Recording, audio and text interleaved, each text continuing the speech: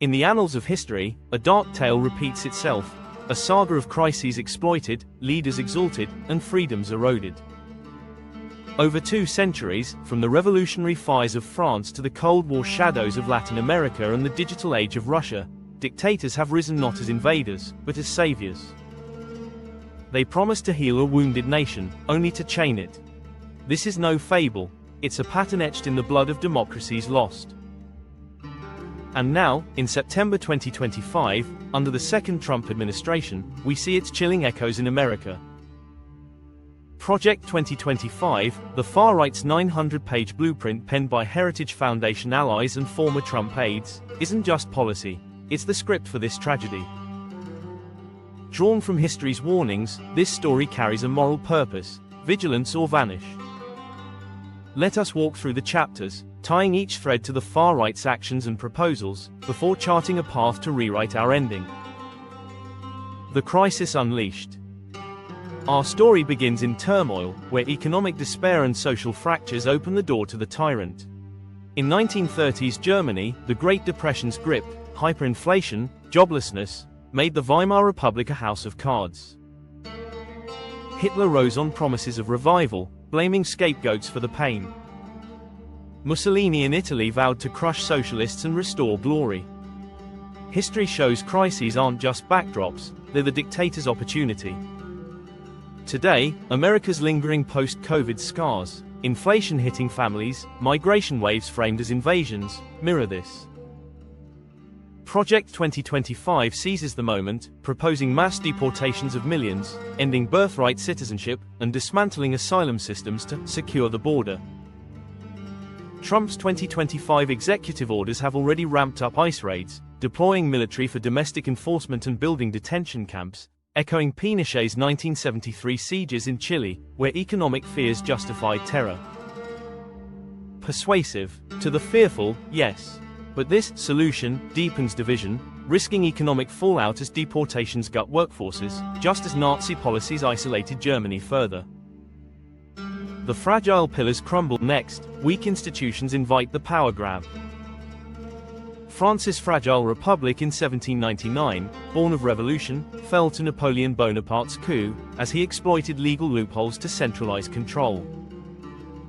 In 1933 Germany, parliamentary gridlock handed Hitler the chancellorship. The Enabling Act then suspended rights. These weren't storms, they were engineered erosions. In our chapter, Project 2025 revived Schedule F to fire tens of thousands of civil servants, replacing them with far-right loyalists, a purge akin to Stalin's 1930s terror or Erdogan's post-2016 dismissals in Turkey.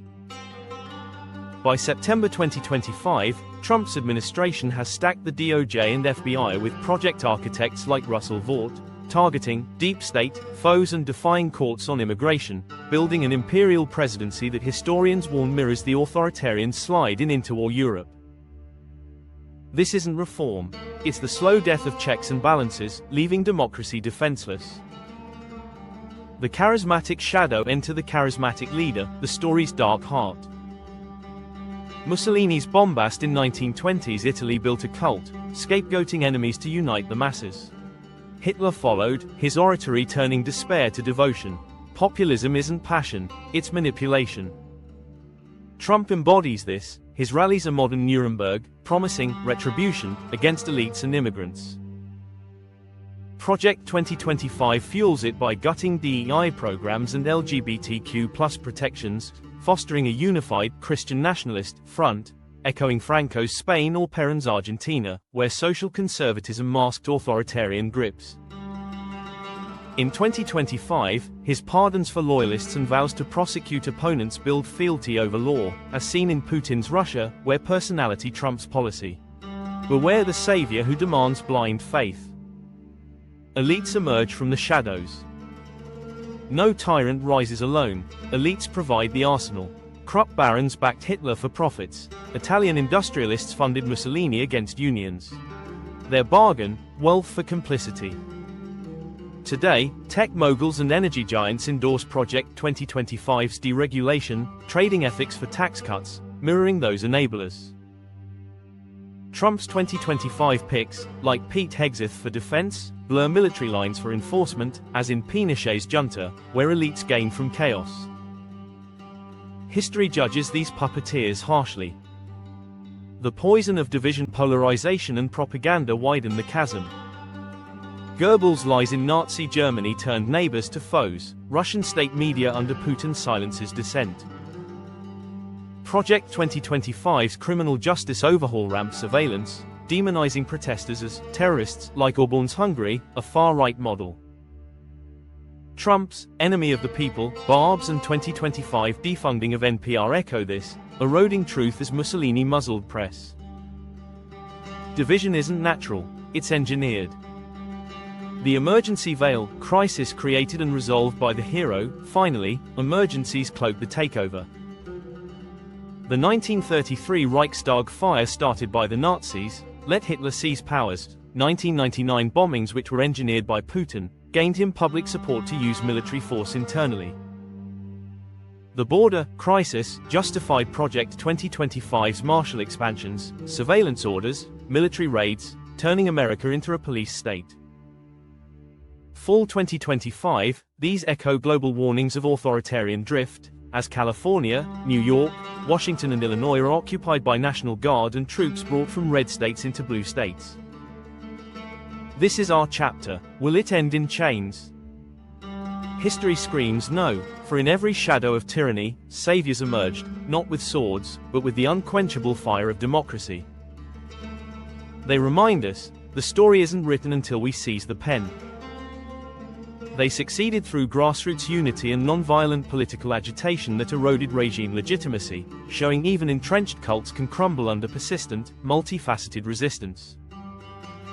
Chile, 1973, the saviors were the Concertación coalition, spearheaded by Patricio Aylwin, a centrist Christian Democrat, and human rights advocates like José Zalaquet.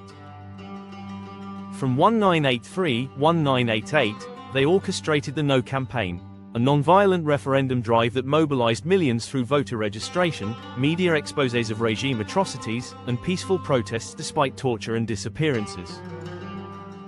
In the 1988 plebiscite, 56% voted no to Pinochet's extended rule, forcing a transition to elections where Aylwin became president in 1990. Blueprint for ending military juntas without bloodshed. Putin's Russia, the savior archetype lives in Alexei Navalny, the anti-corruption crusader who, from 2011 until his death in 2024, exposed Kremlin graft through viral investigations like his 2021 Putin's Palace documentary.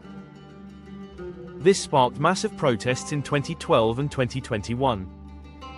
Joined by figures like Boris Nemtsov, assassinated in 2015, and Yevgeny Roizman, Navalny built the Anti-Corruption Foundation to train activists and challenge rigged elections via smart voting apps. Though suppressed, Navalny poisoned, imprisoned, and killed, their efforts globalized awareness, inspiring diaspora networks and cracks in regime support. They fought by weaponizing truth in the digital age, proving exposure can outlast bullets, even if victory is generational. In America's chapter, facing Project 2025's purges and emergencies, we hold the same tools: vote relentlessly, litigate fiercely, expose relentlessly. History's moral: chains form in silence, but shatter in solidarity. This chapter ends not in bondage, but in rebirth, if we choose to be the saviors.